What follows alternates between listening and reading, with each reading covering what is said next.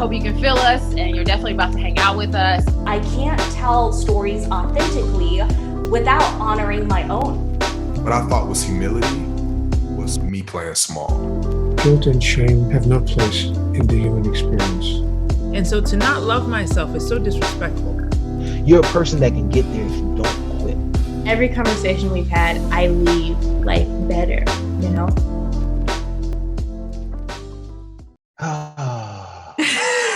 Do you want to take a collective deep breath? I totally hear you. Let's do it. Let's do it on the count of 3, all right?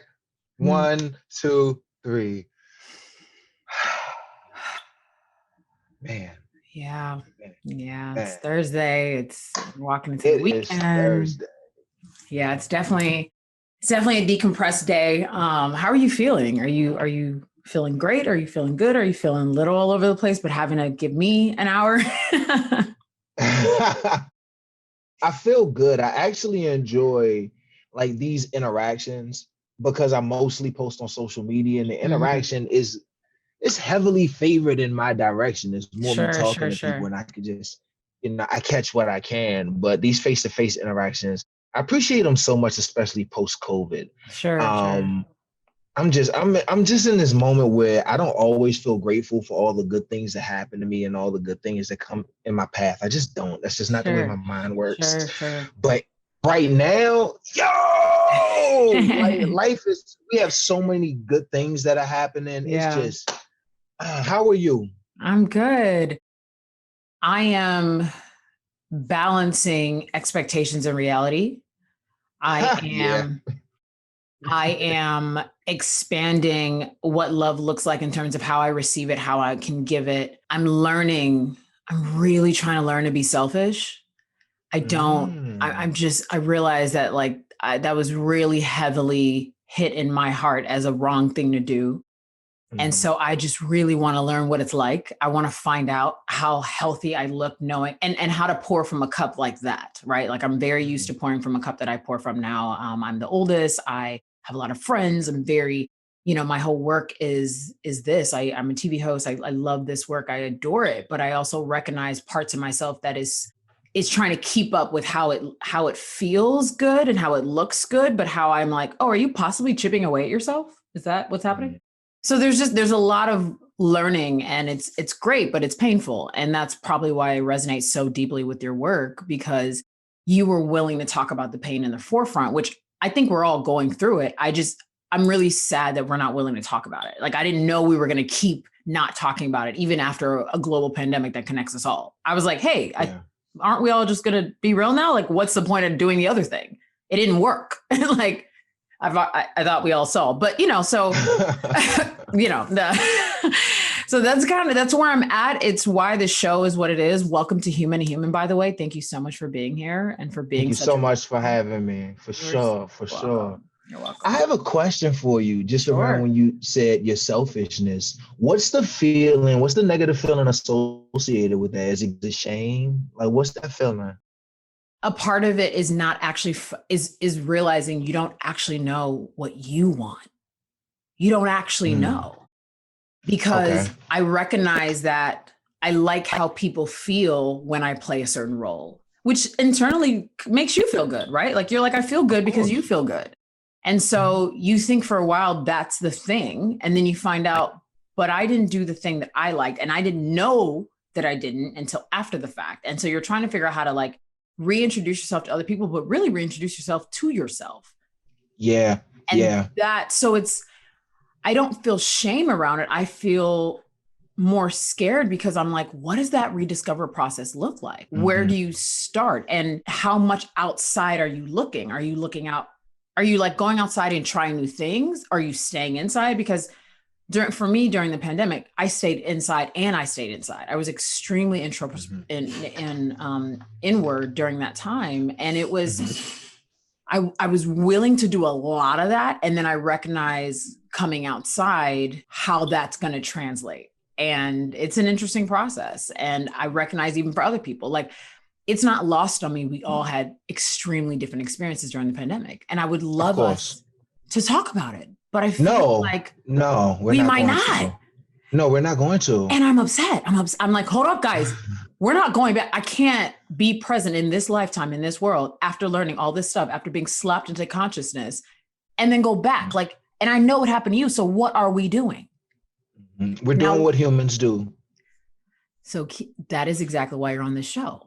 Because as I was discovering your work, as you came across my world, I mean, what I adore about you and your spirit and your heart is you and I resonate in the same thing. We're all set up to fail. We seem to like playing ourselves, and we're not willing to get out of the game. Right? We're just like, but the game is the game. And we were just like, listen, we already know this game. It's the devil we know. Can we just keep going until we get out of here? Yeah, I it's comfortable. Understand that. I'm just saying, like, since we all know, why aren't we willing to leave? I just think the collective consciousness, let's do it. I think the collective consciousness it's a weird beast. And I try to take everything that I can't understand and relate it to my world in some way. So it's really controversial when people do this from a large perspective, but it helps me from an individual perspective. I can't identify with Black women's struggles. Those aren't my struggles, but I have my unique struggles as a Black man in the way I present that has similar elements. I'm like, oh, that's how that feels for you? That's similar to how this feels for, okay. The coming to that moment is tough for some people because your brain already has to do a million things. Yeah. And then when we have the world coming into our collective consciousness after like the George Floyd murder happened, now everyone feels this, everyone has feelings and they just splatter the wall in all these different directions. We're not all angry about the same thing. We're not all motivated by the same things. We don't all feel the same level of disdain towards this situation in this place, but we all have this collective consciousness. Yes. So it's a lot of thoughts, and that same external world exists inside your head. It's a lot of thoughts. It's a lot of conflict. Sometimes it's all, sometimes it's nothing. Sometimes it's 10% of what you think most saliently and 90% of everything else. Sometimes it's the inverse. Sometimes it's nothing at all. Like it's just so difficult to get people to understand that society and the world and the way we've been conditioned has pushed us towards extremes. And I was reading this book, that was even talking about how they do these Atomic Habits. Okay, beautiful. By I want to say Paul Glass or James Clear. Yeah, it's in my favorites. I haven't started, but love that. Oh, you're gonna love that one. Gonna love that one. They talk about extremes, how they specifically make a potato chip, a Dorito, to the perfect level of crunch and the perfect level of saltiness and the perfect level of fattiness to give you this specific dopamine hit that makes you prefer that. But in nature, like in real talk, you don't get a lot of salt and you don't get a lot of fat. So our minds are hardwired to value those flavor properties. So what we do is we take what we like and we push it to the extreme. Think about everything. Look at the models inside of stores, the exaggerated hips and curves. We take that to an extreme. Look at how sweet things are. Ice cream, it's just the perfect creaminess and the perfect flavor. Baskin Robbins and Cold Stone it's two different worlds, two extremes. So the little intricate parts that make up the whole, we look past, and it's not our fault. It's conditioning. Sure. And we just keep pushing towards either side. And it's a scary proposition because there's so much humanity that we leave on the table when we do that. So much nuance that we forget about. So much. So much. It's the little details, and it translates. That translates to love and relationships. When we look at the grand finale and we don't think it's the nuance. It's the nuance. It's the small pieces. So the fact that we both just brought it up, we connected in the nuance, we connected in the details. And you also said just a few minutes ago that we're going to keep doing what humans do. Is there not a way to break that? Are we not willing? Is it time isn't giving us time to soak in the details? Is it past experiences? Is it being a prisoner of our emotions? Is it fear? Is it change? And possibly all of those things, right? But we have just identified that if we are not willing to be in the nuance and the detail, we'll never really get to the goal. We'll never really get it. We've conditioned ourselves to believe that these expectations make sense while we're living in a reality that's like, that's not true, guys. And I wrote down, and I want to read this to you specifically. I wrote down, how do we heal and grow relationships in a society that is hell-bent on selling expectations in the midst of reality? I think you got to run the numbers. What you see is one category. What you have lived is another category. And what you would like to believe is true is a separate category unto itself. And the truth is discomfort is uncomfortable for a reason. Like that's not a feeling that we enjoy. Nothing that we don't enjoy undergoing that. We just don't. So we try to avoid it. It's okay. Like if you hurt your ankle, you're going to favor the other leg. That's how you create balance. That's how your body creates balance. And this is how your mind creates balance. But we live in this society where it has really specific rules and their expectations. And it kind of goes back to our first point when you're like, well, why don't we share it? Well, the reason, because we don't share it, people don't have a good viewpoint of what's actually going on. Right. And the things that give us the dopamine hit are exaggerated. I could post a picture on my Instagram with me kissing my wife and having my baby in my hand, and I can hashtag Black love, hashtag get you a king, hashtag we're doing it the right way, praise God, and all of a sudden that snapshot tells a million different stories that my mouth never said. And people are now in comparative mode where they see me smiling with my wife, but they don't know that I don't give her enough attention to make her feel loved and wanted. They see me holding my child, but they don't know that I have never spent a single solitary moment investing in any of her interests. Because that's the salty potato chip. Yeah. You feel me? And it's easier to sink your teeth in that and be like, damn, my life don't look like that. My teeth not as white as yours. My braids aren't as pretty as hers. I don't have my own show. Because they don't see any of the behind the scenes. Man. It makes you want to jump off of a bridge sometimes. Well, what's interesting is they're living their own behind the scenes. It's funny because if I see Kier's perception, I'm living in my own reality. I know everything isn't perfect. So why would I see your perception and say, he must be perfect? And for some reason, mine isn't, because we're so hell-bent on being different, as you said, being comparative, and finding a reason to not be special, to not be worthy, to not be the one, so we can validate why we don't feel that way. Yeah. Right? And I'm like, but we all know we're being played, and somehow we're just like, but let's just keep playing because it's easier. This is where I get very sad. Not gonna. I have never experienced depression. I can see it in your face. You see. We have never met, and I know you know what I'm saying.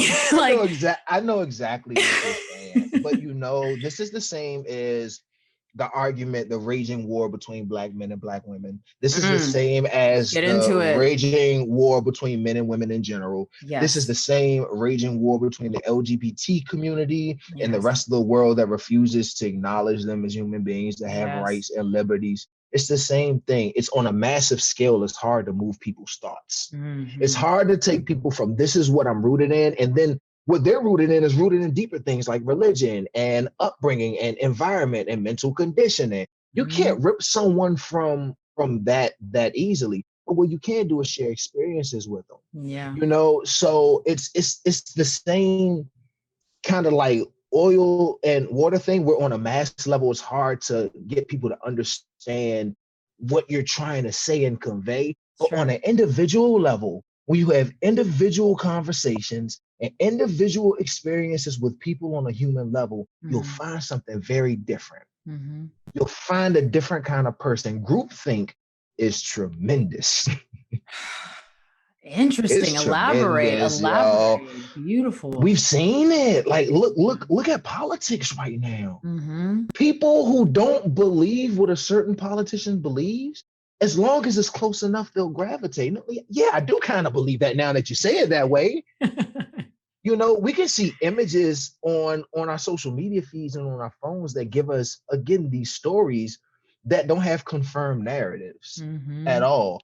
False information speeds faster than good information. Yes, it does. And I'm like, why are we okay with not Now, you know what? It's not even salty potato chip, it's not even a fair question because I'm here in the world too. I get it. Yeah. It's everything that I experience. I'm not going through the full ringer. No, I'm not. Some things are easier to gravitate towards. Take the snapshot and compare it. I get it. I do. I just think sometimes it just affects the way that we as humans really get to love, really get to lean in, really get to be here, really get to express versus what we think we're doing.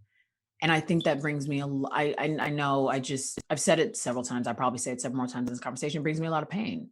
And it's a big reason this show is what it is. And so I know for those listening, we jumped right into it. I'm not going to lie. I didn't even feel like it was necessary to do a huge introduction, but I want to give some perspective to the conversation because what I really, again, adore about your work is the vulnerability, but not just that, just the willingness to be human, right? And I think we have different perceptions of what being human is. Some people decide human is strong and relatable and this, and some people think being human is open and vulnerable and constantly wearing your heart on your sleeve. And some people are like, listen, I got to find the middle. And sometimes I don't know what that looks like. And that's where the nuance is existing.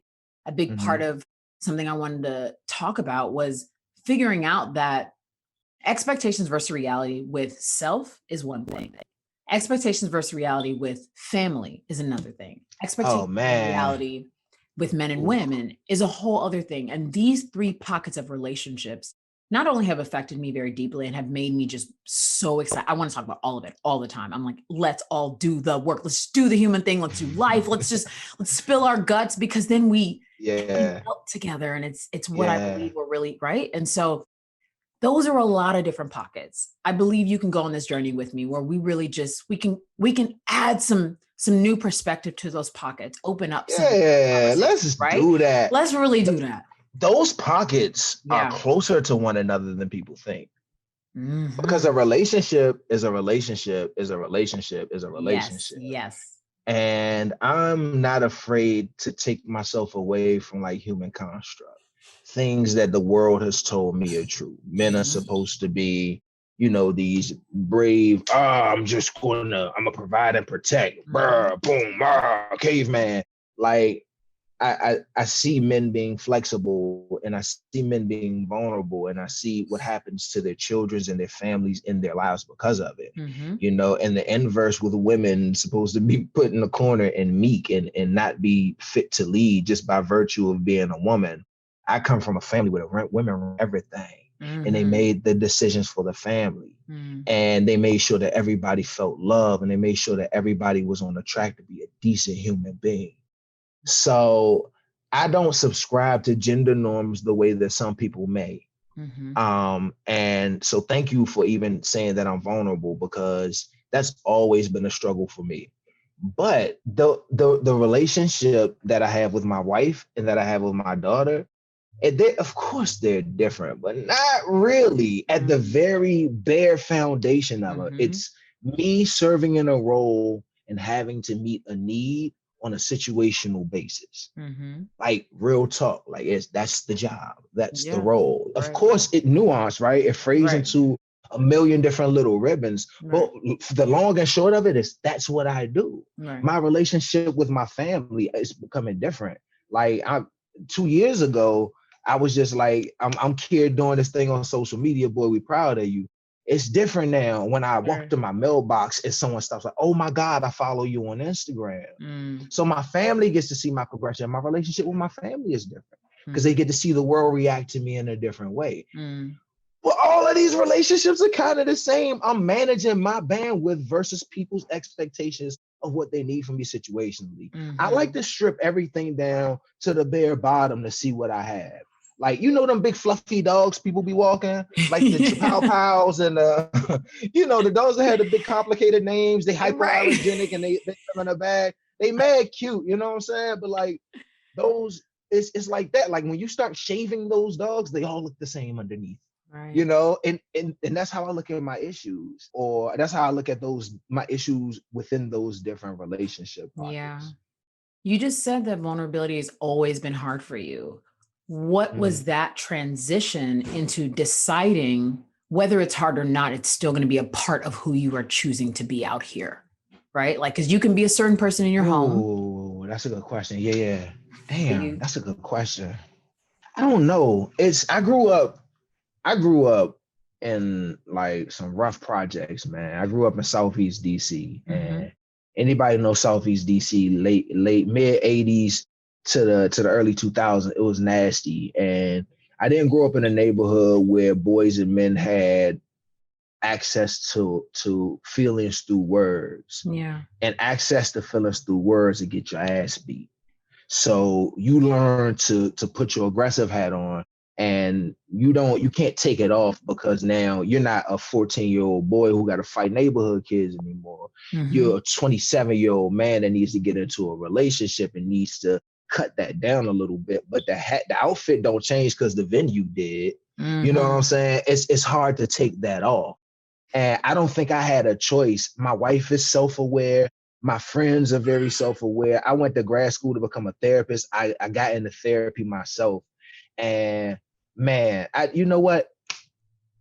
When my daughter was born, I think that was the catalyst. When I found out I was going to be a dad. Yeah, that was the catalyst, yo. Wow. Yeah. I realized that as I was talking. I was like, I can't do this, man. I can't do this. I can't be responsible. I can't let my stuff like rain on another life that didn't ask for that. And it's something I can fix, but I'm not addressing. And it's such a beautiful slippery slope with therapy. It's like working out. Once you see progress, the addiction kick in, man. And you want to keep stripping it down to the bare bottom to figure out, what are you working with? What is this even about? What's going on here? Yeah. Therapy is so interesting because as much as I adore it and I'm in it, I'm currently in it, had a very beautiful but painful session. One thing my therapist keeps reminding me, she goes, Stace, there's no, like, you don't get to win. There's no winning here. Now I'm not saying I'm always about the winning, but I like winning. Who doesn't, right? And when I tell her a situation and we talk through it, I want to be like, check. And she's like, yeah, nah, we don't get to do that. We're continuing to peel back this beautiful layer that is just your life. That's life. And so I don't say that so everyone's like, I'm not. Love that. Get it. But that's what we're, please guys, still go to therapy. Please. It's wonderful, but it is hard and it is real. And it's the reason that I'm like, oh, now that I'm in this, okay, let's just do life. Let's just recognize that this is hard. And sometimes it's wonderful and beautiful and more gorgeous than you ever expected. And sometimes it's painful and hurtful and rude and disrespectful at the same time. And that is life, right? And it's a nuance that you just brought up something so gorgeous. So first, thank you for sharing your experience of how you were raised, right? And as much as I'm here to honor that, I believe a lot of people will relate, right? We're all raised in a certain type of way where, feelings and emotions, it just wasn't the way that our parents fully raised us. Some people were, some people weren't. But then also environment, that all has to do with it. Now, I had lunch with a friend a couple of days ago, guy friend of mine, and I told him about an idea I have to have a men's event because I have this burden that I believe that men don't have, like, spaces. And I want them to know that, like, this is for them too. And I was really just in my passion bag. And he was like, Stace, who are you trying to serve? Niggas ain't doing that. That was his response. Now you see how we, like I said, we ain't never met, but there's clearly just a human connection here, right? So, I'm sitting there like, niggas ain't. So I'm taken back. I'm pissed. I'm like, hey, okay, I know we're not all doing it, but I thought we all wanted the invitation. He was like, why?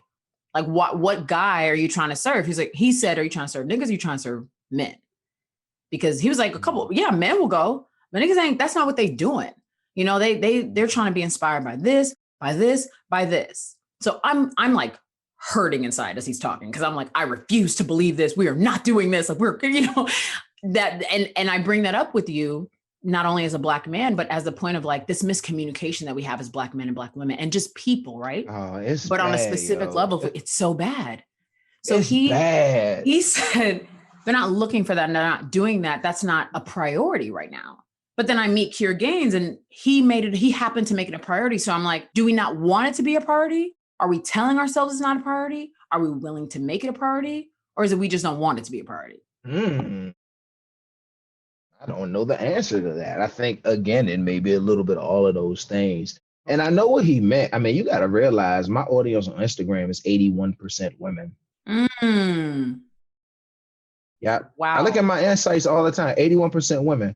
And all of my I'm friends with almost, you name male social media dad, whatever. Right. We cool, I know him, or that's the homie in real life. Right. Most of us have those type of proportions, maybe except for maybe a few of us. It's mostly women that follow us. And my manager's talking about like, what do men watch and follow on social media? Mm-hmm. And my question as a male creator, the social media space to me, in terms of creation, is very woman dominated and very woman centered. Sure. Like even I look for gifts that just look masculine for my IG stories, and I can't find anything that's not, pink and designed in Laura Ashley, for sure. Which there's nothing wrong with that. Sure, you know what I'm saying? But that's not the aesthetic that I'm going for. And that's absolutely fine that happens. Mm-hmm. But I don't know if there's a lot of content that hits on that level that resonates with men that doesn't feel blaming and accusatory, which is also a tough match to strike, because what is the line between holding men accountable and making men feel accused unnecessarily? Yes. It's a tough line to toe. It's so difficult. And it's going to have to come out of a specific mouth on a specific platform and have a specific tenor to not be offensive, because both sides deal with a lot of shit going on in the world. And when you deal with a lot of shit and people don't always acknowledge the shit that you go through on the other side of the aisle, you start seeing ghosts and you start seeing things that may look like undermining properties, which in all reality are misunderstandings, which you don't have the time for because the world is on fire behind you and you can't afford for people to not get it. Yeah. That applies to Black men and Black women. Now what? That's all the shared trauma on the table. Now what? It can't move when both on defense. It can't move when both on offense. That shit don't work. Mm-hmm. Everyone's saying, I'm not being heard. If two sides are saying I'm not being heard, who the fuck listening? I'm stuck. And it's painful because you want both people to talk. But if they both don't feel like they're being heard, then what? I think the answer is in the small groups. I love the conversations I have with Black women one-on-one. Mm-hmm. I love it. I love it. I love it. I love it. I love it. Mm-hmm. Twitter is scary. You know what I'm saying? Twitter is scary. I love the conversations that I have with Black men one-on-one. Kier, I'm so sorry. My family clearly doesn't care I'm doing my podcast right now. So give me 1 second. Not at all. One second. Don't kill him. Don't kill him, please. Well, I won't. Nope. Love has to exist. 1 second. Father. Love you so much. I love her, yo. And oh.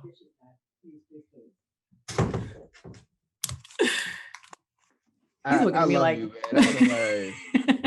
I love you. That's hilarious. I'm like, I told you guys, but continue. So you love the conversation you're having with Black women. Yeah, I love the conversation I have with Black women in real life. Twitter is scary. I love the conversation I have with black men in real life. Twitter is scary. I love the conversation I have with members of the LGBTQ. I think it's LGBTQ plus. Mm-hmm. Mm-hmm. I try to stay up to date with the nomenclature, but I love the Twitter is scary. I love the conversation we have in real life. When I ask someone, hey, what are your pronouns? And they say, oh, thank you for asking. It's them and that. That exchange is dope to me. But when I try to have that conversation with 25,000 people at once and one word is off kilter or I don't quite understand because it's not my lived experience, you know, when folks' hearts in the right place and they got good intentions, that shit don't translate. I don't care about your good intentions when you're offending me. Those rules don't not apply because the words are coming out of my mouth. That applies to me too.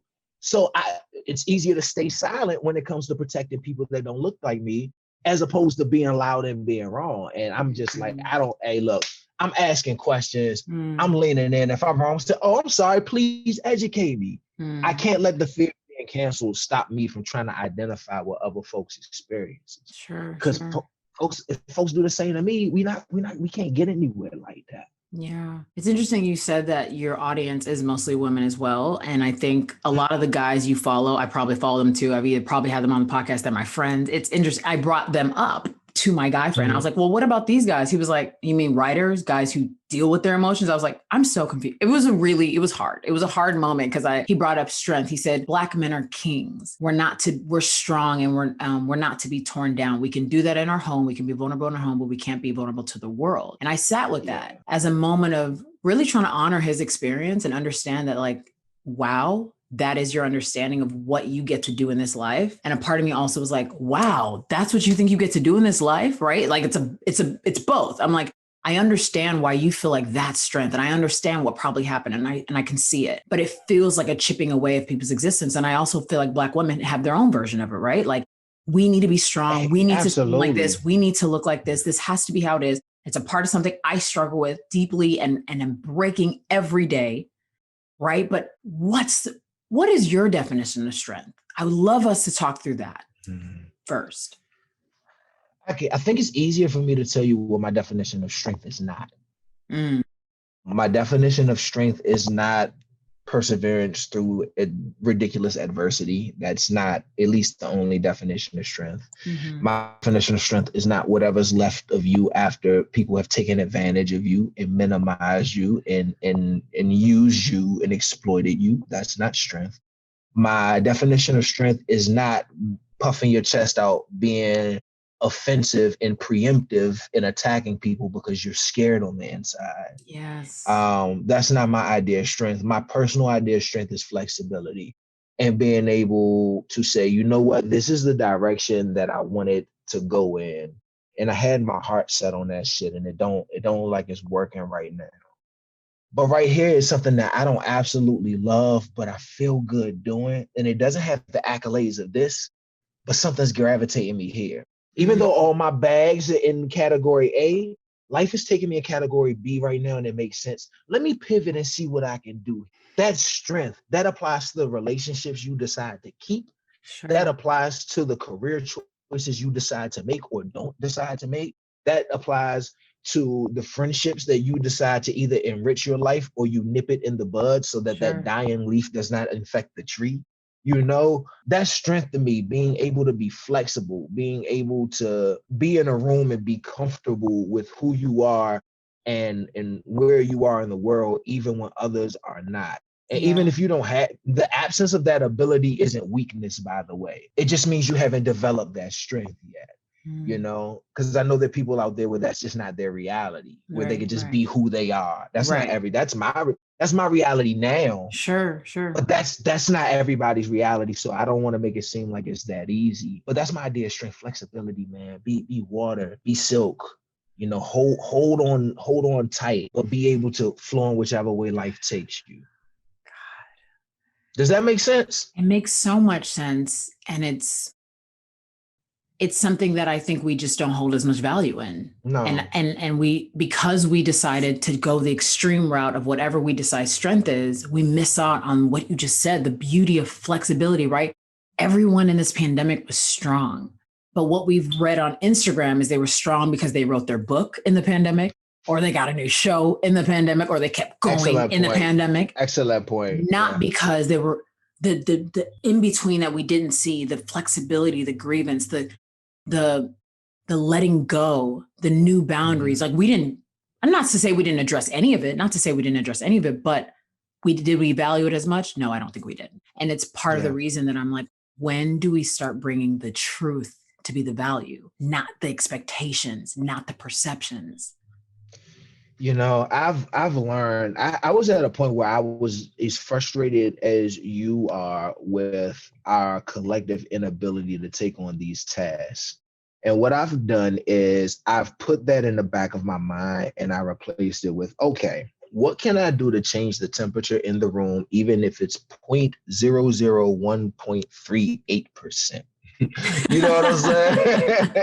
What can I do to change it? Because from being a teacher, I learned, I'm thinking that my lessons, I'm just swagging it out and teaching them all this dope information. I'm thinking I'm enriching my children's lives by that. No, just by being a person that looks like me and showing them love and genuine concern. That's how I impacted lives. So it's not always the thing you think that's going to get you the juice from the squeeze. And I think just from trying to be, damn, it's cliche. My line brother said all the time, be the change you see. Be the change you see. But I do think there's something to be said for modeling behavior. Yeah. And I do think it's something to be said for saying, you know what, I want these things to change in the world. I'm gonna start with me. This is what I'm gonna put out. And I'm gonna see what I get back. And what I get back is different. I have no problem pivoting because that's my idea's strength. Right. You know, and I'll pivot, but I'll continue to put these things out in the world. That's good. That's good. What it brings me to that conversation, extending the conversation within relationships, right? And so we talk about that dynamic with family. I think we've all had a stretch in that where on whether you got to spend time with your family during the pandemic or not. I'll share an experience with you. Yesterday, I had a smoothie with me and my mom came in the room and she was like, dang, does somebody mind grabbing me a smoothie at the store? And I happen to have one. So I just gave her mine. She grabbed it and said, hey, why do you feel the need to fill people's needs? And I said, Mom, you're drinking the smoothie though. And she was like, but why did you feel like you needed to give it to me? Wasn't it yours? And I was like, then why did you feel like benefiting? And we sat in we sat there and I said, this is going on some podcast. I'm about to bring this up somewhere. Cause I'm sitting there like, this is, so I had to even recognize like, Stace, why did you do that? And then I'm looking at her like, but why do you like that I do that? So we go back out in the world, right? And we all want to be loved so deeply. And We're all secretly so scared and we're big babies running around as adult bodies. Absolutely. You know, and I know now that I'm a big baby running around in a cute little body. And I'm like, oh God, you're also, you know, and it's like, it'd be better if we could all talk about it so I could feel less freaked out sometimes about that vulnerability being on the sleeve, but it's fine. I recognize that it's happening, right? But even that experience, I was like, wow, part of me set boundaries and still I'm not implementing them. And then was willing to stretch it because I don't know if it was, I want to be loved by my mom in this moment, or I want to fill her need, or I just have a smoothie and it's not a big deal and I give it to her. So many things were running through my mind. And I was really like sitting with that about how we do that in relationships, how in a romantic relationship, we give something that we're like, secretly, I didn't really want to do that, but that's a part of what partnership is. So I'm going to do it. Oh, right? That's a good point. Siblings. Right okay. there. I'm your sibling. I owe you. I'm your family. I owe you this, even though technically really don't feel like moving, don't want to do it.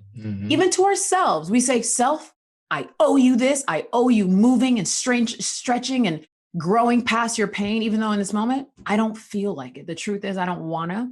And I'm saying I want to because of what we believe are these relationships can be, all these pockets, right? Like what we believe being truly a good person, what love is, what being received and perceived as a good friend, sister, brother, whatever, partner, all those things, all these relationships.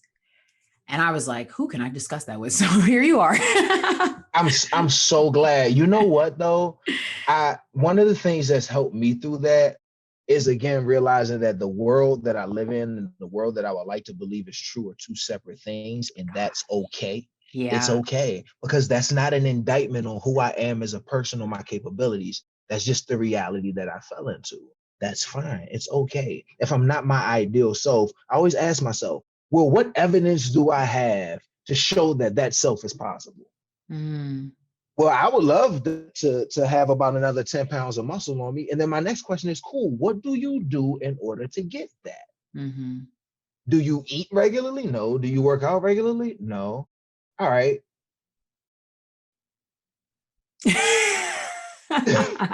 Like I have to really like run my expectations up against the receipts that I have. And at some point you have to pick a door. Like there's a million reasons that there's a million underlying reasons as to why you do the things you do. But if like with these relationships, if you give up your milkshake to your mom, or you promise yourself that you'll complete a goal that you have no evidence that you can complete with the bandwidth that you have and the time that you have, and the goal is completely arbitrary because there's no real time clock over your head, you begin to build this nasty thing called resentment. And it happens in all of our relationships when we give it up, even though we didn't want to. And then it's the argument with your mom. Well, why'd you give it up? Well, why did you accept it? There's no answer there. Y'all can spin all day. There's no answer because there's no winning. There's no answer. There's no winning. I know we would like to believe that life has all of these, like This is grand voila. Yo, you never arrive. I was just talking to my best friend. You don't arrive. It's just a never-ending journey.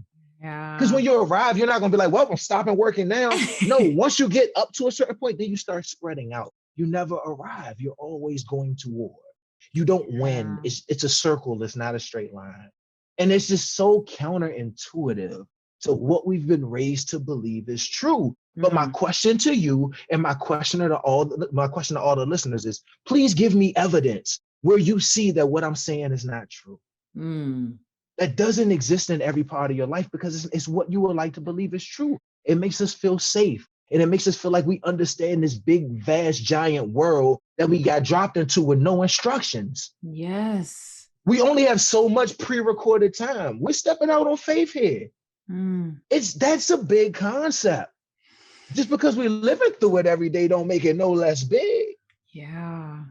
So I challenge folks to just take that half a step back and just get a zoomed out view of that thing and understand that like there's a cell in your body right now that probably doesn't know that it's just a cell, that it's one of billions and billions and billions that make up your body. You know, you're a part of a larger thing. Life is large, time is large, and that goes into another conversation.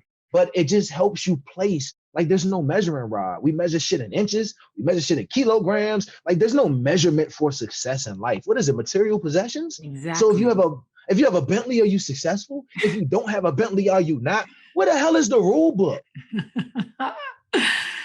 Oh man. Where do we get this shit from? It's and then why do we, and so you just asked a beautiful question. Where do we get this from? And then we got it, took it, internalized it, and are breathing it every single day, hurting ourselves in the process. Yeah, made it the rule of thumb somehow. When that wasn't even true for our grandparents. We don't even live in the same reality.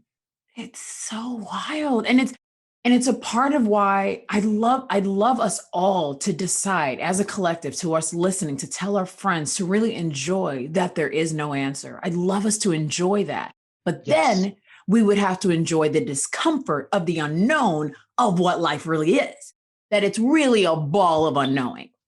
Yeah, that's that. While knowing at the same time. I think that is a brain breaker right there for human beings. I think that's how we have religion and spirituality, because what we understand only goes so far. And there comes a plateau where we got to say, hey, what I can see stops. I have to believe something beyond. This is what I'm going to believe. And then we move forward in that direction. But the truth is, we don't know. You don't know what happens after you die. We believe certain things, and all of us don't believe the same thing. Yeah. But we have no evidence. Yeah. And that's scary. It's scary to fall, and there's nothing to catch you. There's nothing to hold on. You're just free falling forever. Human beings have to have something to believe in. I always say there has to be a bottom. There's no abyss. There has to be where's the bottom? And when you choose what your bottom is, it lands at different levels. And that's how we have like social inequity. When my bottom is here and I can minimize your bottom because I just can't identify with that. Yeah. And the same goes for us in stages in development in life. When, you know, there's so many models on stages of development. I've been saying this in a lot of interviews I've been in recently. Hopefully it catches on, but like you can't go back and get something that you missed in your development. You just grow around it. So let's say, what's common? What do I see a lot? Let's say there's a kid that grew up in a house, single parent. That parent wasn't very nurturing. Latchkey kid, parents always working. When they're home, they're very transactional. I pay the bills. I get the food. This stuff don't belong to you. Nothing in this house is yours. That feeling of non-inclusion and being a child, my daughter's 4. Daddy, I want to help. Daddy, can I help? Daddy, I want to help. She gets something from that. That builds a piece of her character. That warm piece when she's crying. And I'm not, why are you crying? Why are you crying? Because it hurts my feelings, right? I'm reacting to her and I'm projecting my hurt feelings and my feelings of inadequacy as a parent onto her through hitting. You know what I'm saying? And not saying that's what everyone does, just saying that it does happen more often than we talk about. Either way, she can't go back and get that. When she just needed that thing to boost her confidence, that love, that reassurance that her daddy loves her. she can't go back and get that. Those feelings still reverberate in her adulthood when she's trying to make connections with people. And what everyone will assume is, oh, when she tries to get a man. No, when she's at work and there's someone who's talking in that tone to her, what that does to her brain and her confidence, that will forever be a limitation. She can't, my daughter at 25 can't go back to age 4 and make that not happen. What she can do is realize it's a problem and go to therapy and find ways to cope and find ways to patch up the wound that happened when she was younger, but you can't go back and get the development that you missed. And that's how we end up being adults that have these chasms in our personalities and in our characters and our thoughts and feelings and emotions that we don't like and we can't figure out how to close. A lot of life happens to you. Gosh. Trauma can be a grain of sand, yo. It's not just rape and violence. You know, and that allows people to undermine, like, but you know, my trauma was bad, but it wasn't rape. Like, yeah, it wasn't. It wasn't. You're absolutely, and I'm thankful that it wasn't. But your trauma still happened, and it still affects you, and it's still there, and it still matters. Do you mind sharing a personal thing that is traumatic to you that we might forget to identify? No one ever asked me that. We might forget to identify as something that's trauma because we do go the extreme route. Yeah. So my mom passed away when I was 18, and I don't think I didn't take any time to grieve. I can't tell you what happened between 18 and maybe 26. I don't know. It's all a blur. And in that time, I got my degree. I did a whole bunch of stuff, but I developed this sense of independence that I would define as hyper independence. And I began to shut off any kind of help because I believed that people didn't want to help me anyway. It was one of those things where I asked for help in a really specific way, and maybe not everyone around me caught on to what I was asking for. I didn't get the help I received, and I was like, oh, I stuck my hand out there once. Never again. I got this. I got this on my own. I don't need nobody. And then I developed a relationship with this girl that I met at the bar. And then when that relationship started to get more serious. And then I ended up putting a baby in her. And then I ended up eventually marrying her. And she stopped me like, hey, yo, you have to need people. And then I ended up owning a business where she stops me sometimes and be like, yo, you have to need people. She's right. She's right. But it's so hard to turn that thing on. Of course. When it not being on has gotten you to a point when you're having this conversation on this podcast and you can't really see how much you could have benefited from the inverse train of thought. Yeah. You know? So that's trauma. That was probably a little bit bigger, but you would think that just I mean, my mom passed and the trauma sprinkles a million different ways. Sure. But that one specific area, just me going out and getting my apartment and me having these jobs and me paying for college. I paid my way through undergrad and working the whole time and part-time job. Yeah. Can I share an insecurity that I relate to in that space? I would love if you did. I recognize that I'm a bit of the opposite. I enjoy asking for help. Part of my job is asking questions. So I kind of taught myself at a young age. I was like, don't be afraid to ask questions. That's the thing. Do it. And then I realized that once people know you need them, I'm very afraid of that. I realized that I hate when I just had experience with one of my best friends. I was like, damn, you know how much I love you. And sometimes that freaks me out. You know how much I enjoy your opinion, your thoughts, your experiences, my siblings, my friends, the people that are the closest to me. I think they all know how much I love them. And that scares me. That makes me want to recoil. That makes me want to say, oh, damn, you're too needy. Maybe you should step back. Maybe you should stop needing people. Go back and do this yourself. You used to know how to do this yourself. Go back, find that, go back. And it's a really interesting thing. I'll share a quick story. And I'm sharing these things, guys, because first, like, you have to, it's human. Second, I think a lot of us deal with these things and just, again, don't share them. That's not uncommon. What you're saying, as a therapist, I sit in a room with people who divulge their most inner thoughts all the time. Right. You haven't said anything to me that I haven't. That's crazy, right? Many people. Yeah, everybody feels that way. Right, and we just. It's my sister. She's 18. She's heading to college soon. And I like being that big sister to her. I enjoy it so much. It's a fun role, right? And sometimes I put boundaries out there. I'm like, guys, I'm busy today. Nobody bother me. And they're like, okay, cool. She's busy. And so some days they don't bother me, and some days they do. And I think I realize I secretly like being bothered, but I say like, leave me alone, I'm working, right? And so there was a day that it just happened recent, and she didn't need me. They were talking about college stuff downstairs. I could hear that that's what they were discussing. And I wasn't being asked, I wasn't being called, I wasn't being interrupted. The boundary worked, and I cried. I started crying. I was like, they don't need me to help her with this huge thing. And she came upstairs like hours later. She was like, hey, I wanted to talk to you, blah, blah, blah. And I was like, I'm really not in the mood to talk right now. And she was like, do you want to talk about why you're not in the mood? And I was like, I don't want to ruin your mood. And I know that this is just me. So give me 1 second. And so we ended up talking about it. And I said, I just realized that you might not need me all the time. I just realized my boundaries actually worked, and I'm freaked out. I had no idea what it looked like when they work. Right? We pushed that for the whole year happened, and we were all talking about boundaries through captions. And I was like, y'all, what happens when they work though?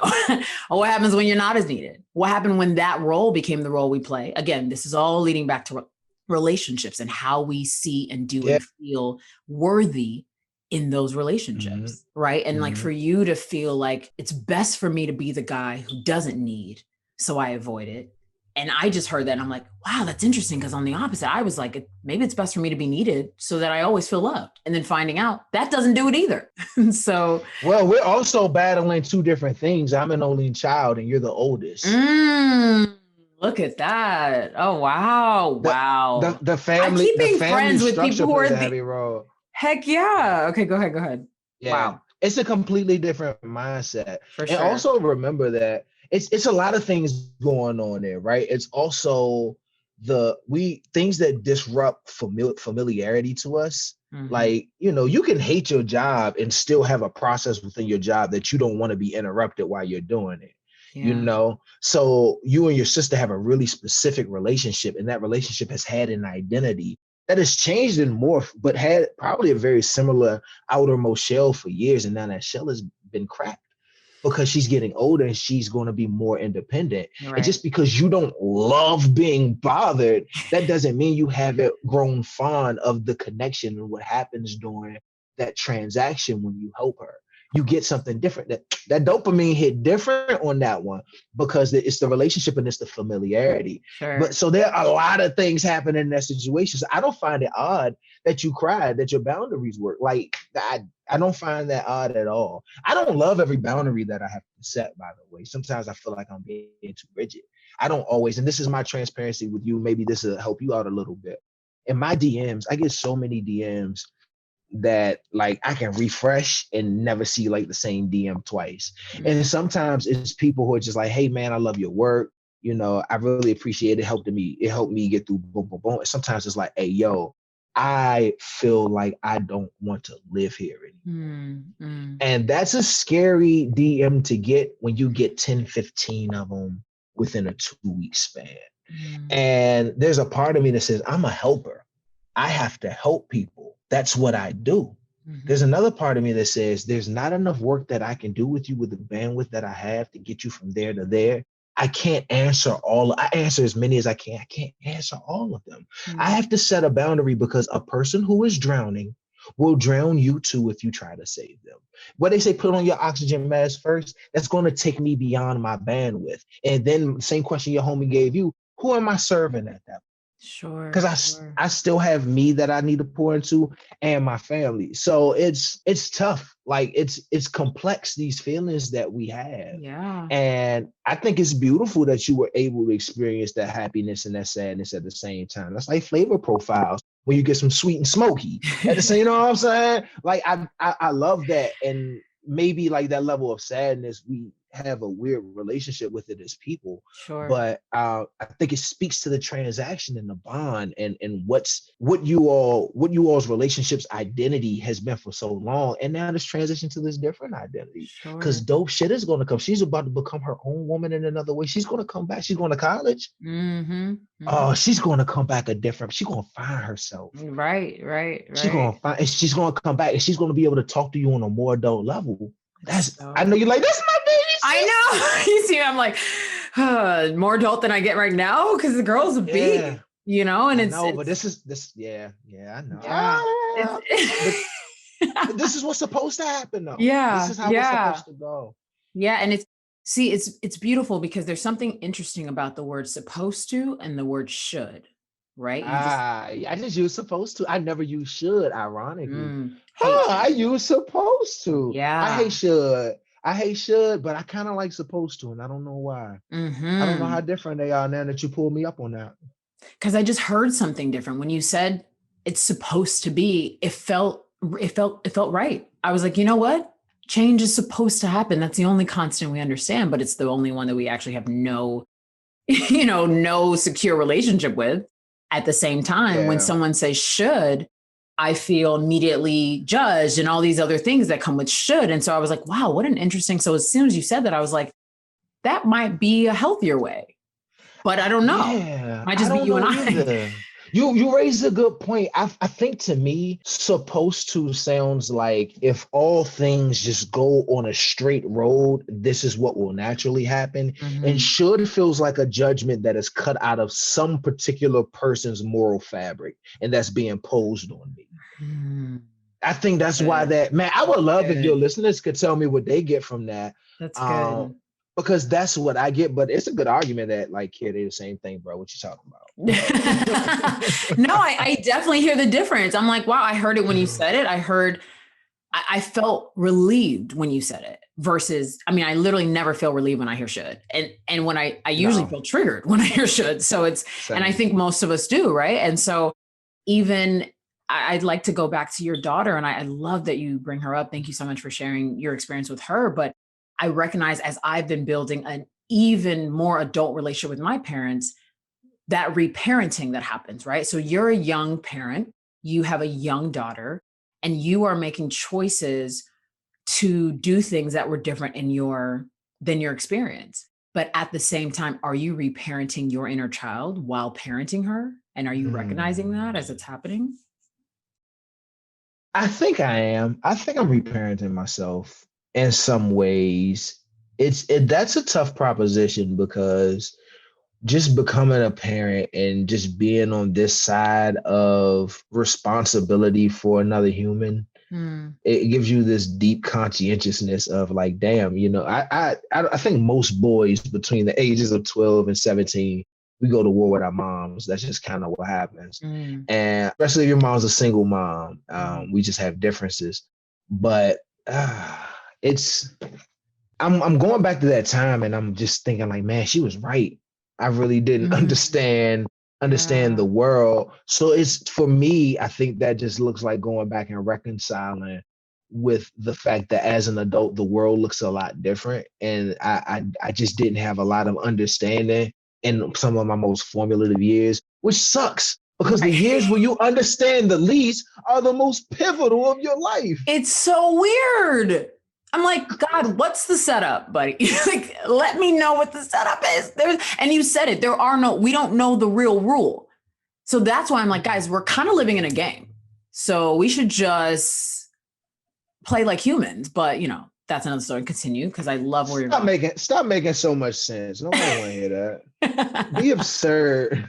Be alarmist. Be reactionary. That's what we like. That's the salty chip. That's what our brains are hardwired to gravitate towards. Give me more of that. Yeah. I hate it. I hate it. I want us to have the chips at the party, but I want us to be okay with, okay, I like chips. I also like a little bit of, cookies. I'm willing to go over here and do this. And none of this questions my worthiness. None of this questions if I'm good enough. It's a dip. As I'm saying it, I am working on it. As I'm saying it, I believe Kier is working on it because I believe we're in this present experience trying to be willing to evolve. Yeah. I don't know. Yeah. You're right. No, you're absolutely right. But this is where it starts with people like you who speak into their microphone these truths that are willing to talk about the climb. I am so tired of reading people's books about after they, already made it to the mountaintop. Shout out to Lovey Ajayi Jones. I've been reading her book, Professional Troublemaker. Yes. I'm a wildly plug her right now because that book talks about like her imposter syndrome and how she felt like she wasn't ready for that TED Talk. And I saw the TED Talk. I'm like, you weren't ready for what? But she talks about that. Yeah. See, but we see the outside. All we saw was the presentation. We didn't see behind the curtain, you know? So people like you who share these experiences and who are so open and honest, man, I really believe you can't be what you can't see. And you're the change. Like, this is how we fix it. You having these conversations, it matters.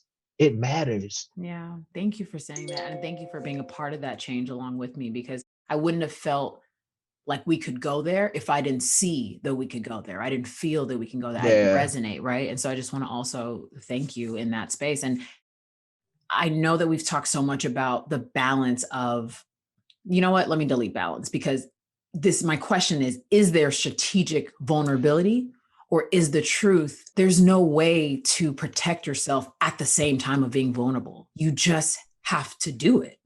Or is there, because I know that in the belonging, and then we're all looking for belonging, we're all looking for deep love at the end of the day, we're still trying to be out here and not get, not getting, I know nobody's trying to get got, right? I'm not trying to get got. I'm not trying to have you play me. I personally hate being played. So I know that. I don't think anybody loves being played. You're right. Some people seem to not be mad at it, but I don't like being played. And I see myself getting nervous of my vulnerability and cutting it off when I'm about to feel like that thing. That's my thing that I'm like, okay, Stacy, you recognize it. Don't leave the vulnerable, but you recognize that it's happening. Right. And so it's like, I want to encourage people to go back outside. We're out there. It's summer. We all had a very different experience in pandemic. We're never going to be able to finish that conversation in one cookout, in one hangout, in one intimate conversation. It's not happening. And so how do we re-enter each other? Is there some strategicness to this vulnerability thing? Or can we just go outside and do this? Man, I think that's going to depend on who you are. I'm always a fan of things that aren't binary. So the way I look at vulnerability is the same way I look at friendship. I have a close circle of friends and all of them do very different things for me. Like, and it's not like, oh, this is how I use you. No, it's these individuals. I met them at different points in my life. They know me in different ways and they have different individual skill sets that are valuable to my life. I have one friend that I call and all we do is talk shit and it makes me feel great. I have one friend, all I do, we call and all we do is talk about how our city used to be back in the day. It's these different pieces. I use my friends for different things. And I think the same way about vulnerability. It's different levels of vulnerability. Like it's the bronze package for people that I just meet that I feel like I'm having a connection with. I give them the bronze package. Then there's the silver package. That's a little bit more. And it goes all the way up to the platinum package, which is me giving you full vulnerability because I feel our relationship has given me the evidence that this is a safe space to transfer and we both can positively benefit from this interaction. Sure. The tough thing is because, to your point, we're all big babies out here seeking this greater love and acceptance, even when we say we don't. And even when we say we're unbothered or whatever the avoidance tool is now, we still want those things. And it's tough, facing the reality that it may not come to you the way you would like it. Sure.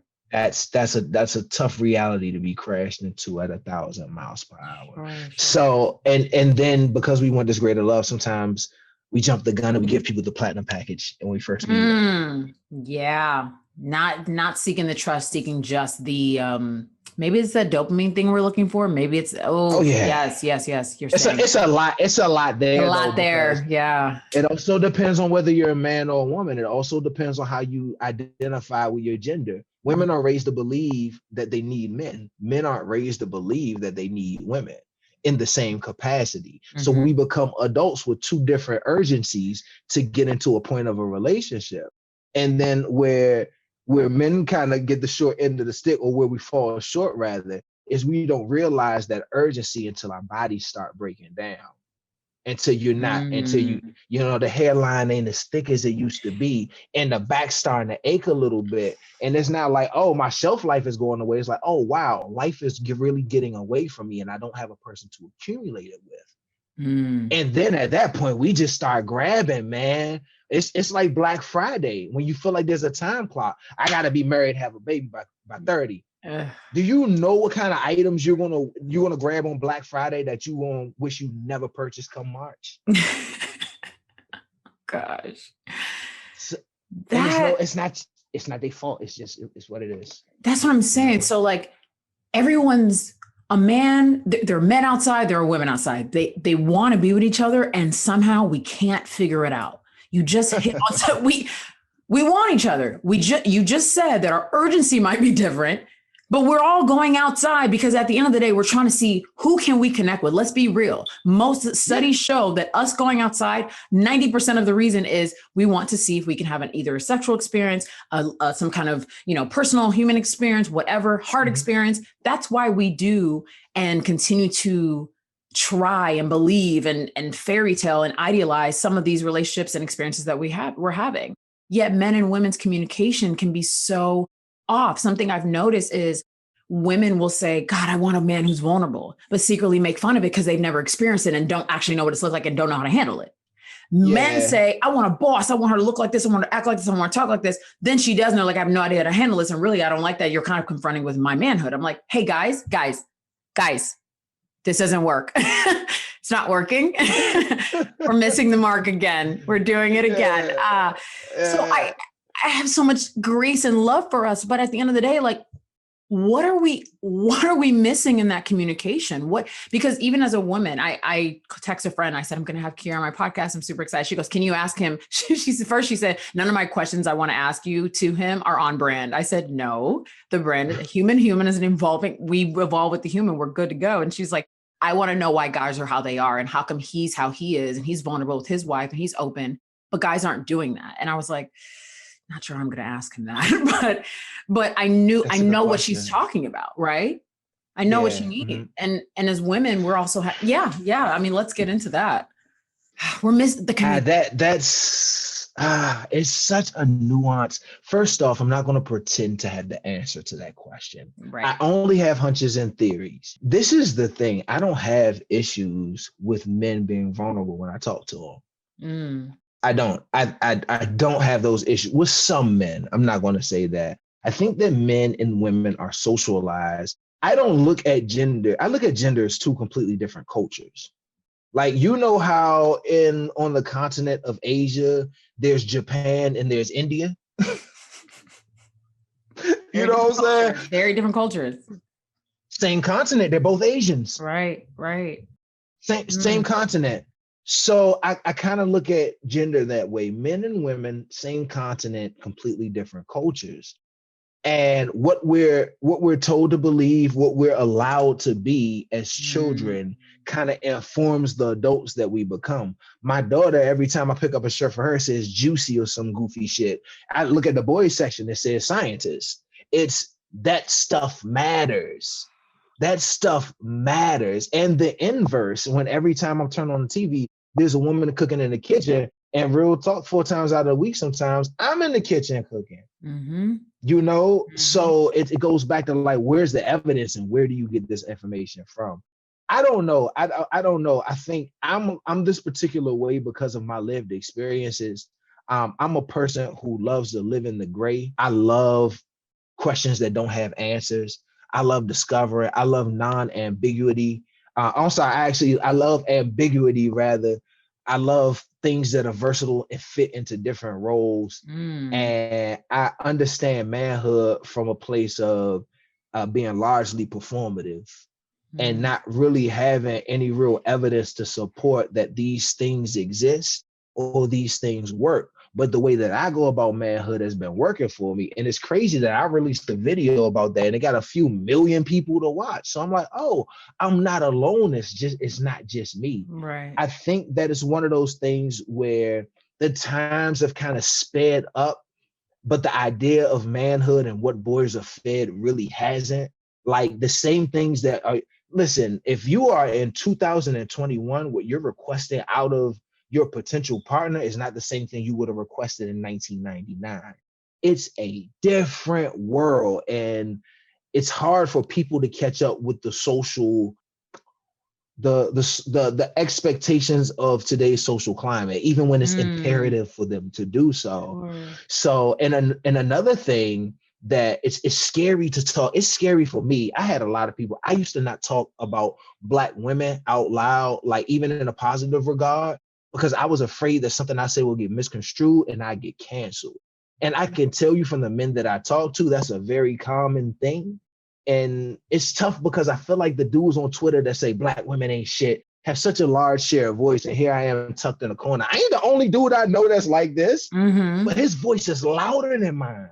And he's going to represent so many more Black men than I do. And then it gets reinforced when you go out on a date and sit in front of a Black man and he says something stupid to you because he just doesn't understand that is socially not acceptable at this point in time. And it's not because he's a Black man necessarily. It's just because he's an idiot in that body, you know, or and I don't want to say idiot because that's a judgment, but he's a person that doesn't understand what's going on. He doesn't understand that what he's saying right now is inappropriate. Or what he's doing right now is making people uncomfortable, or he's giving off machismo when that's not what the situation calls for. And that's not to take away from the fact that he doesn't have the right to impose that on you. But what's happening right now, two people in two different realities. So I don't want to group all Black men into one monolith, and I don't want to say like, oh, you know, I don't want to judge all of us by the least of us. But it's hard. There is all of that on top of a mistrust for women to take what I say as vulnerability and not use it against me in a moment when I'm trying to be vulnerable. Or, you know, masculinity is mad little. Masculinity don't have a lot of meat on the bones. It's not femininity. You don't come into your manhood like you come into your womanhood. If I ask a dude, how do you know you're a man? I guarantee it's going to come from two places, either financial, I knew when I could pay my own bills, I have my own rent, it's going to come from a sexual place. And if your only ties to masculinity are sexual and financial based, when you don't have those two, you don't know who you are. So you just piece that shit together from whatever you see on TV, whatever you hear from the media. How am I supposed to know I'm supposed to sit and have a conversation with you when I know this sounds crazy and the media says all I gotta do is buy you a Birkin. All I gotta do is show you off and call you queen. Oh, the performative book. That's not going to make you feel whole. So it's just, I think we're just ships missing each other in the night. But I don't know. I think men are terrified to speak that way. I think that a lot of men are still developing the language. I had a mom who was very big on me speaking my emotions. She encouraged that. She instilled that in me. Her idea, she never imposed the idea of manhood in me. I was allowed to be a child. When I was 13, she didn't expect me to be the man of the house. I didn't have that responsibility on my head. So my development is in a different way. I think we need to look at what happens to Black boys. And I know it's easy to look at the symptomatic, what Black men demonstrate. And I get that, at least the things that frustrate people about Black men. And my question is always, well, you know, the duck ain't just a duck. The duck was an egg. Of course. What happened between egg and him being a duck? What did the world do to him? What did the world feed him? What steps did he miss? What is he not now feeding himself because of those traumatic parts of his past that he doesn't have the words to connect with the feelings? So there's many ways you can look at that. That can sound like rationale, or it can sound like an excuse. I can't tell you which way to process that, but on both sides of the aisle, there's just a lot of missing of the fundamental elements of why people are the way they are. Yeah. And I think the same thing goes for women as well. I remember, you know, it's just, wow. First, thank you for sharing that really amazing perspective. And I hope it opens us up to just, because we can do the excuse thing. I think it's easier to say like, oh, well, that's it. But we were all raised in a certain way that literally contributes to how we are now. We have to really be okay to identify that. It's more of the fact that the nuance of finding where do you go from here? And I keep bringing it back to worthiness because I find that it's really hard to confront our BS and not think we're not enough at the same time. It's really hard to walk into our problem and be like, you're just a problem. You're not me. We're very like, the problem is me, which means I'm not about to hit and sit with my problem and hang out with my problem all week. I don't want to do that. I understand that. It's very difficult to do that. I mean, hate it every time I'm doing it as well. But it is something I'm like learning to separate from ourselves, right? So if we learn to separate what Black boys experience, deal with, we're told, we're socialized to believe versus the men we're experiencing, that's why I thought it would be important to say, guys, like, let's just all get help and let's all just be. And people are like, no, like, we got to stay this, we got to do. And that's when I started feeling the pain of, wait, are we ever going to like switch it up though? Because women are also doing the same thing. As a woman, I remember being in a relationship and this guy was like, wait, like, are you going to cook for me? Are you going to do this? And I was like, I mean, for someone who knows my power as a feminine energy, I can't believe how insecure I got when that guy was like, are you going to cook for me? I was like, why am I so insecure right now? Because at that time, cooking was not my favorite thing to do. Now the pandemic brought it out of me, truly. But before that, I was like, I'm busy. So I was so like, I'm not woman enough for him. I'm not this, it was terrible. It was terrible. And it was such an interesting, weird, and so if I know as a woman I'm experiencing, I know men are experiencing it. And that's why I just thought we were going to want to like squash it. Right. And you just said it so beautifully in the sense of we have to examine our adolescence, but that's why I'm wondering about our reparenting now. Are we willing to do the reparenting, or is that the part that's so uncomfortable that we're just going to try to skip it? Which, by the way, guys, it won't work if we try to skip it. I have tried. Oh, no. No. You can convince yourself that it works, but it'll always catch up and remind you that it doesn't. That's you raise a really interesting point there. I don't know. I don't have much faith as, man, somebody's going to like, man, dog, give us some hope. No, I don't have much faith that us as a collective, men and women, just as a group, like, we're never going to like have a hold hands kumbaya moment, because it's too many individual motivations that compete. Like, that's never going to happen. Yeah. But as individuals on an individual basis, if we can kind of disrobe ourselves of like some of these harmful gender roles, like, oh, because you're a woman, you're supposed to cook for me. Never mind you're a host and you have your podcast and you have a whole life that's going on and you don't even like to cook. Well, at that time, now I'm obsessed, but yes, you're right. At that time, genuinely wasn't my thing. So totally triggered something I didn't know, but yes, continue. Yeah. And now you're made to feel less than because you don't subscribe to that particular part of that gender role. That's the entire problem in a nutshell. It's not your fault you had that reaction. That's the reaction of feeling like, oh, I'm doing something wrong because I'm going against what the stereotype or what the norm said I should be. And that goes back to that conversation about flexibility and the strength being in flexibility and not in the rigidity of, oh, this is my role, this is what I'm supposed to do. Rather the flexibility of, oh, this is an expected role, that's cool, but this is kind of how I show up in the world and this is what I do. How can I make these two things merge? And that's a hard ask in the moment when like all the shit the world told you was true comes crashing in your brain and you feeling some kind of way. Yeah. You're so human. Like, just, you have this way of just speaking to the heart. And I feel like you fall under the same issue that I do, where we want that for the world so much that we forget that this is an ability that we uniquely have, and everyone can come into the understanding that this ability exists. But I've recently had to accept the fact that not everyone has the bandwidth to get there. That's so hard to accept. It is, but it's the truth. It doesn't make it any less of the truth, me not saying it. Doesn't mean, I don't know what percentage of people are unable to get there, but I encourage everybody to try, because more often than not, you're a person that can get there if you don't quit and you keep digging and you keep self-exploring. You're very self-exploratory. Like you dig, you don't just go on the surface and spread out. You dig deep into the what and the why. And even though it's uncomfortable, I can't speak for you, but I would imagine that it's less uncomfortable than the pain of recycling the same behaviors and getting the same outcomes over and over again.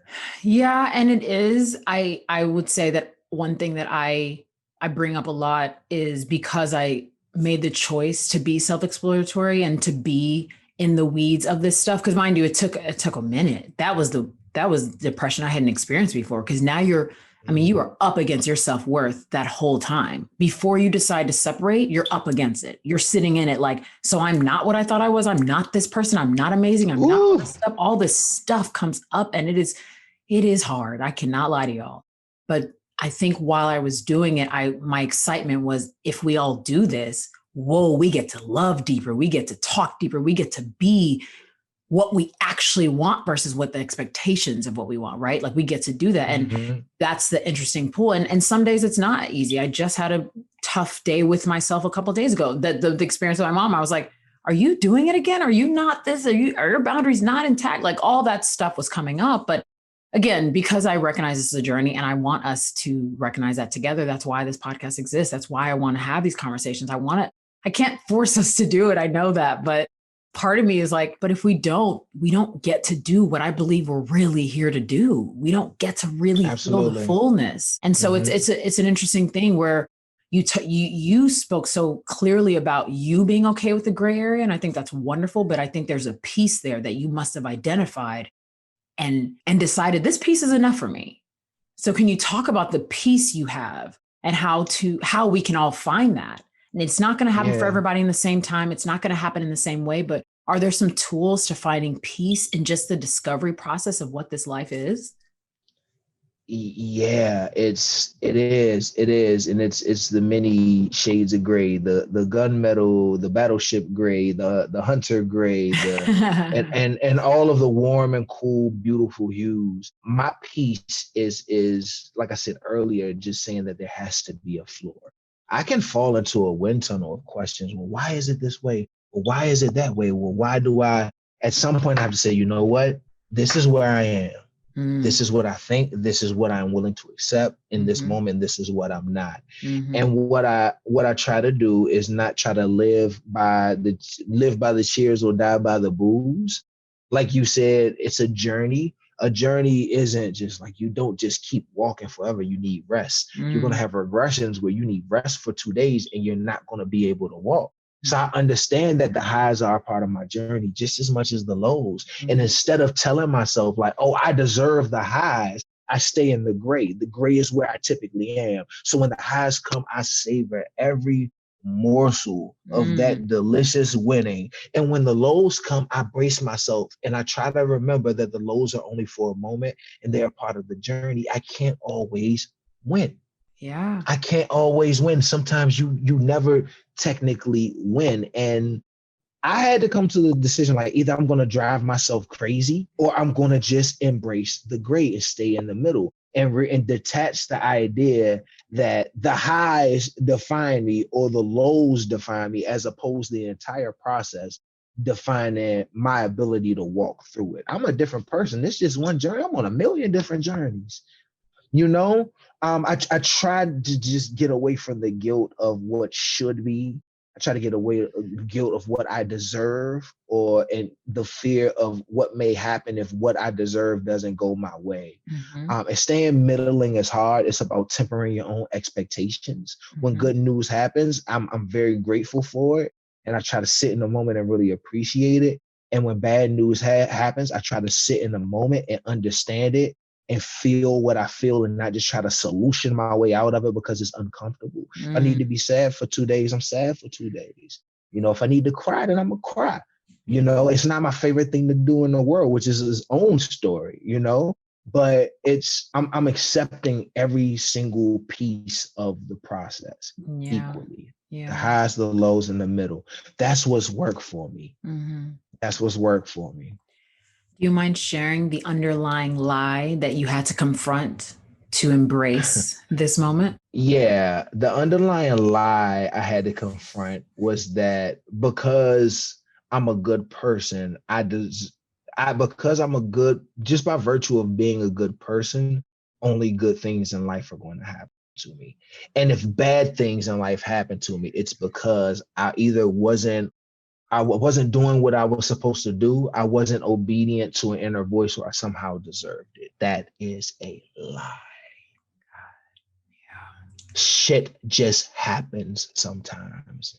Like every day there's a news report where someone fatally dies in a car crash and you don't really think about it. But that person is someone's family member, and their day their morning, their life is forever changed. It happens to everybody, whatever it is. No matter how unfortunate or how wonderful it is, it happens to everyone. What makes you think you're the exception? Because you live in your reality? You have a friend who talks shit about everybody. What makes you think you're the exception? Ooh. What were we taught that makes us, is it the hierarchy of needing to be special and find the top? And so that's how we allowed ourselves to be or think we're the exception? Good question. I don't know. I would guess it's because I think we're like, humans are like the earth, like earthlings, like how we're just like, everything is just about the earth. Or like Americans, how Americans think like America is the only place on the planet.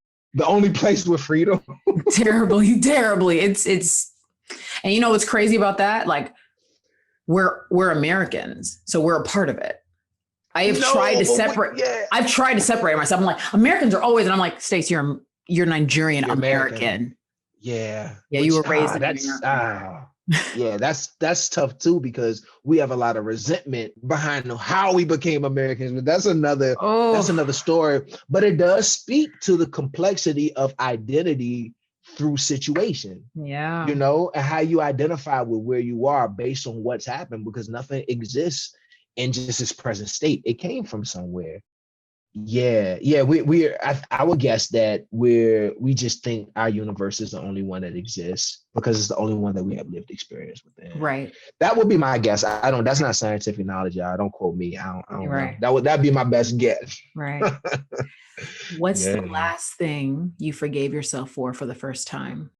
The way that the way that fear and anger and resentment overtook me when I found out I was going to be a father for the first time. I was not happy. Yeah. And I held a lot of resentment to that situation for a very long time, in a lot of different ways. Do you mind taking us through that a bit? Yeah, man. Like, this is a touchy subject, but there's something, I trust y'all with this. Hopefully I don't get canceled. I was raised to believe a woman's body, her rights. I have nothing there. I have no dog in that fight. There's something about when you're a young man who impregnates somebody, you realize that you no longer have autonomy over your own future because the decision of what happens next is not yours. And there is something that is just deeply infuriating about that. And if we just look at these co-parenting relationships, there are a lot of men that never recover from that. And even though those individuals, I don't know what they do as a result of that, and I won't forgive any like ill actions that happen as a result of that, I understand that feeling, and it doesn't come from nowhere. And the argument is also, well, you laid in the bed, so that's what happens. And I just have an issue when people even do that to women. Well, she knew that boy was like that. I don't know why she decided to date him. And it lives in the same family where you assume that because someone knows what the worst possible outcome is, that they deserve to have it happen to them. And not saying that one is more severe than the other, but just saying those comparatives live in the same house. And this isn't a life that I envisioned for myself. And it took me a long time to realize that this life is more in so many different directions. But when it's not the life you envision for yourself, you feel some kind of way and you grow resentment that people don't deserve. And that resentment can live with you loving your child and loving the mother of your child and loving them collectively and individually and still have that deep resentment. And that it took a lot to let that go. It took a lot to let that go. And that's not something I've never heard any man speak out loud about. But when we talk, we whisper in the shadows. Yeah. We whisper about it, you know? So I forgave myself for that. And I also have to dedicate time to making sure that my wife thoroughly forgives me for that. Because that affected her too. My daughter's too young to know, so I don't think there's any apologies in order. But this is recorded right now and it lives forever. she's going to see this and she's going to know how immensely loved she was. But I think I'd be doing her a disservice if I didn't give her insight into the journey. It didn't start that way. It started as your father being terrified and not feeling supported and not feeling like he had adequate voice or any moves to make in that situation, and having to deal with life on life's terms. But it's the best thing that ever happened to me. It is not even a close second. It's the best thing that's ever happened to me. So yeah, that's a tough reframe. And I can see how a lot of men never make that jump, that cognitive leap. I get it. But I think there's a way to fight through that. My wife is also a really specific kind of woman, and she helped me through that a lot. She encourages me, and I hope the world gets to see more of the way that she loves me and how contributory that love is to the person that you all see. Ooh, that's good. Yeah, it's deep, man. It's so much deeper than matching Jordans and kissing under waterfalls, whatever goofy shit we hashtag. Or matching at the mall. Jesus Christ. Okay, yeah, I'm coming to the family. I gotta come give your wife a hug. I'm the aunt. Y'all need me. I got you. It's a part of my DNA. I'm figuring, but wow, I'm the friend. I'm the. Thank you for sharing that. Thank you for sharing that. You got good energy, yo. Yeah, you make me feel comfortable to share. There's so many men that don't trust women enough to share that. But I feel like by even saying that, I will argue that benefits women having that insight. You know, I trust the people who listen to this, and I trust the women who listen to this to listen, be like, even if I disagree, I can see where you're coming from, because it's because I want us all to be better, yo. I'm not trying to. I have no intent on demeaning anyone or making anyone feel less than. I'm here for families. I'm here for people. I'm here for Black families. And if Black men and Black women don't get their shit together, there is no Black family. It don't exist. Yeah. What a beautiful insight. What a beautiful insight, and a beautiful part of the truth and the journey that it does take. I know we have these expectations of men and women, and the fact that you just shared that, yes, as a man, I know how to take responsibility, but there's a part of me that has to decide to take responsibility and love it and wreck with that. Right. And it's so wonderful you shared that, because I think something that, I won't lie, it's a fear that's like probably back here that I very much avoid, is that, am I going to be woman enough to deal with the things that come in a marriage? I'm not married. I'm single now. And I know that women are strong, right? That's the thing.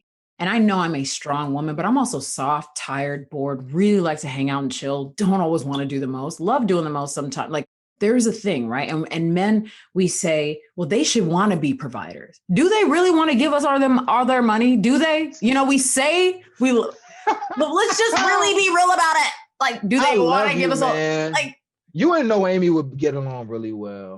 Just let me know and I can come. Well. I'm coming by because you got it's to. It's a scary truth. Yeah. I know it's a scary. Yeah. I personally, yes, I want a man who says, I want to take care of my woman. Not gonna lie, that's what I want. But am I also going to have to reckon with the fact that sometimes my guy's like, hey, listen. And I've actually already thought about that, because I like to make sure my man feels taken care of as well. There's this weird thing that we do with expectations. My woman wants this, but does she really want to do that? We just say that they want to do it because we have the body parts and the type and the mindset and the build to do it. But we're all selfish, guys. And that comes with decision-making to be and to step into these beautiful roles that are technically beautiful, but come with some stuff. So I cannot thank you enough for sharing that. And I mean, if there's parts that also that what I just brought up brings up for you anything, but I mean, I don't know. It's like, I don't know. Women are probably gonna be like, girl, what? I know, y'all. I'm going both sides here. I'm going all the sides. I'll tell you this. I'm pretty sure that they are side-eyeing. They may be, but I understand why, because I listen to the voices that go into women's heads, and it's undermining, and it's demeaning, and it's belittling, and it sets a standard for beauty, and a standard for motherhood, and a standard for feminism that isn't realistic. And it's too much of an ask for women. That's crazy. That's crazy. That doesn't make sense. But no one stops off the ride and be like, yo, this shit is crazy. Like that. Like what? I see what my wife goes through, and I'm like, nah. Like, nah, I'm ready to fight somebody because that don't make sense. Right. But those are the roles that sometimes we believe we have to play, or sometimes that we actually have to play, given the circumstances in life that we're forced with. Sure. I want the best. I want the best. I want us to be able to have honest conversations about where we are. I want us to embrace our shortcomings, and not see our weaknesses as indictments on our overall beings, but just a symptom of our humanness. I think it can happen in small groups. Collectively, nah. Like collectively, collectively, like, niggas ain't shit culture is always going to exist, and collectively, there's always going to be a group of men who don't feel secure enough in themselves to not dim a woman's light in order for theirs to shine. Those parties are always going to exist. Those are the hot and the colds, and they're the loudest on Twitter and they're the loudest on Instagram. But I would argue that they are not representative of the larger majority. I think the larger majority is in the gray, and there are people like me and you who don't comment on that foolishness, who believe and understand that, yeah, sometimes, like, both sides have things. Both sides, wow. It's both sides. Both sides. What am I talking about? What am I? Both sides? What is that? But yeah, I don't know. I could go on that forever. For sure. I hope that everyone reaches a point where they understand where they show up in the world, understand what their expectations are, and understand when someone else, particularly a romantic partner, can't meet those expectations, what the process looks like in communicating to get some semblance of balance, and knowing when to leave it if it's not going to work, and knowing how to keep that door closed even when familiarity and loneliness creeps in. You want to get that old thing back, although all signs point to no. I'm trying not to like keep asking you questions because I know we can go on forever. I'm going to keep it short with these last two. One, I think that one thing I've noticed and let's continue on the theme of men and women. We watch on television, we read in books, I guess we see it on social, the experience of rejection, right? Like you watch a TV show and it's like this polite rejection, like, yeah, I'm not really interested, and they stay friends forever. Or like, no, I'm not really interested, and they stay, guy and girl. In real life, I don't think we have a lot of practice in that at all, right? If you meet a guy and you're just not interested, but you genuinely think they're cool, I have no idea how to do that. Still haven't figured it out. I've done it a couple times, not even sure if it worked. That's where ghosting came in, right? Like where we both were like, let's go with the scared thing and just ghost, because we don't have practice in all the things we actually want to do, right? Yeah, and vice versa. A man meets a woman, he's not interested. He not gay. He don't hate you. He just not interested. That's okay. And women, we also don't know how to receive that because we're looking at you like, what is this rejection, right? Again, going back to us being beautiful babies in these gorgeous, big old adult clothes. And so I wonder if you have any insight on rejection in a way that we can practice and do with love and still keep it moving and still connect. Ooh, that is a good one. It's tough because I struggle. Rejection is tough for me. Sure. Even within my marriage, sometimes the conversations, or maybe if I want a hug, I'll be like, hey, babe, can I get a hug? My wife, she big on personal space. That's her boundary. So I ask her before I get in her space, can I get a hug? She's like, nah, not right now. I'm not feeling it. Yo, the rejection be killing me. I'm like, okay. But that's a part of it. And, it's I think to expect it up front to be uncomfortable helps and to brace for that. But when you're talking about a person you don't know and trying to engage them in some level of conversation, like, first things first, that shit is weird. I don't know you. And there's like this script, like, I think you're attractive. I kind of want to get to know you a little bit better. I only have limited time, like the 8th person in your face tonight. I'm kind of nervous. Like it's a lot going on in that little situation. Mm-hmm. I don't know, man. I think you might have stumped me. I don't think I have a way to deal with rejection outside of just separate. It's easier said than done. Separating it from a personal indictment of you. That's not possible in the moment. it's just weird. It's like a job interview. You don't get to practice for rejection until you're actually in the game. Like job, and you can do a mock interview, but you don't really get to practice until the job is on the line. Real talk. So it's hard to get that muscle stronger. Yeah, you got me. I don't have an answer. I have no idea. In the comments, guys, if there's give us some ideas. Give us some, because this is something I think we all, if we just open the conversation, we can all willingly understand that, oh, this is just uncomfortable. No one's hating anybody. No one's mean. No one's not. It's just an uncomfortable part of the human experience. I remember before I met my wife, I was doing an event, and this lady, this young woman, I was trying to get her number, and like I hit like a crazy bloom in my early 20s. Like in my teenage years, a lot of rejection. I was mad funny looking, you know what I'm saying? Like it wasn't working out. And I hit the stride of my early 20s, and the dark skin, tall aesthetic was in vogue. So now the energy was different toward me. And I still pick my spots very strategically. I wouldn't holler at you unless I thought you were feeling me in some way. Because I'm also understand I'm a tall dude, and like I don't know if I'm being physically imposing or being too close. I didn't want to be the dude that's being too persistent or didn't know when you're not interested in not reading the room right. Like I ain't never want to be that guy. I don't like that guy. I don't want to be that. And I always battle those things in my head before I ever even approached anybody. So, you know, even then I picked my spots very well. Like I had to know you had some level of interest before I jumped out there. So that just goes to show you that's something that almost everybody struggles with in some way, shape, form, or facet. Of course. I'll end it with this. How can we strengthen and continue to practice the strengthening the muscle of confronting ourselves, our bullshit, our stuff, without shame continuously stopping us in that process? One affirmation that's really helped me is that your pain isn't your fault, but your healing is your responsibility. And I know that's one of the more popular ones. Is the shame and the guilt come from a place of inadequacy. I depend on how old you are, you might not get this reference, but back in the day, I'm trying to find something. Back in the day, I don't know if there'll be video with this, but we used to have these telephone cords that were all bundled up. They spiraled, they came from the receiver down to the phone. And sometimes you'll be on the phone all day and they'll be tangled up and you have to like unwrap it, but it's a ball. You have to find the end and unwrap it from the end and get it back to the beginning. And I guess it's the same thing with like iPhone, earphones with cords. Like it's all wrapped up.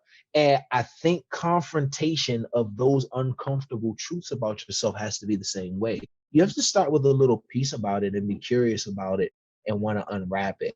I say this all the time. You want to be more of an observer of your feelings and emotions and less a captive prisoner. If you can look at them and say, oh, I feel this way. I feel this way. I'm just having a moment because, you know, when I was younger, my mom used to yell at me and make me feel like a bad person. So sometimes it's just a painful memory. It's cool. And you don't have to share that with everybody. That can be an internal process. This is just a moment. I feel some kind of way because of something that happened to me before. Say it out loud. Confront it. I see you. You can't run, dog. I see you. You're right there. You're that thing that's bothering me. I know you're there. I'm going to acknowledge you. And when I acknowledge you, I can do something about you. Even if from year to year, it's not a massive change in how I handle and process, but eventually gets better with time. And eventually I have parts where I peak and sometimes I have little valleys, but I'm still getting better and I'm still maintaining. And I think that just having that mindset helps separate you from those feelings of guilt and shame of what you should or ought to be, even though you don't have any evidence that that destination is something that is supposed to happen for you. That's been my personal journey with that. Guilt and shame are going to happen.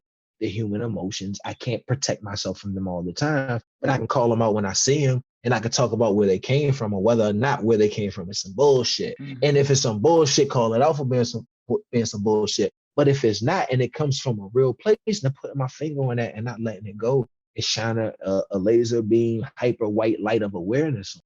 I'm aware of it. Self-awareness is the major key. It's the key. It is. Yeah. Wow. Yeah. It don't always feel good though, because awareness isn't the solution that's going to give you the ta-da. You know, it's not. You're like, oh damn, it's like when you bite into some like bomb ass mac and cheese, and you're like, oh, that's it. Like, there ain't no flavor in this joint. Like it was all gooey and that's it. Like, yeah, that's what it feels like sometimes. It's anticlimactic, but it worked. Yeah. It works. God, that's a beautiful point. A great way for us to wrap it in a bow, in a sense, because at the end of the day, it's not always going to feel good. It's not always going to be easy. It's not always going to, be magical, but I believe the commitment is worth it. That's what we believe. Yeah. Right. Yeah. And like the commitment is worth it. Yeah. So, wow.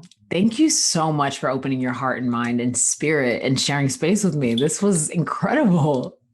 You're really easy to talk to. Like you ask really good questions. I do a lot of interviews and stuff, man. You ask really good questions. I appreciate it. This feels healing for me, man. I feel good. Thank you so much. I share the same thing. I appreciate that you allowed us to go there. Again, I have to reiterate that we've never met because a lot of the people on this podcast have been either friends of mine or people who have crossed paths, but it's beautiful to see someone in a complete different space. Sometimes social doesn't work that way, right? Where you meet someone on social media and you're like, they're probably going to really be like that. But I could feel the authenticity coming through. And that word is a buzzword for a reason. I always say cliches are cliches for a reason. Some of them are really true. Like authenticity really matters. And so thank you for opening up your space to share with us, for us to all really listen and indulge in this type of love together. I hope everyone who heard the different nuances of stories that we both shared can really not only see themselves, hear themselves, but love themselves deeper in the process as we're both doing the same. So, yeah. I love it. Yeah. Thank you for inviting me. Thank you, listeners, for having me on and just embracing my story in this big black face, in this big black body. I don't know you, but I automatically have some love for you. Yeah. Thank you guys for tuning in to Human. Whew. Thanks for watching Human to Human. If you enjoyed this episode, please subscribe, rate, leave a comment, and while you're at it, share this with someone you love or just someone you like, as long as you share it.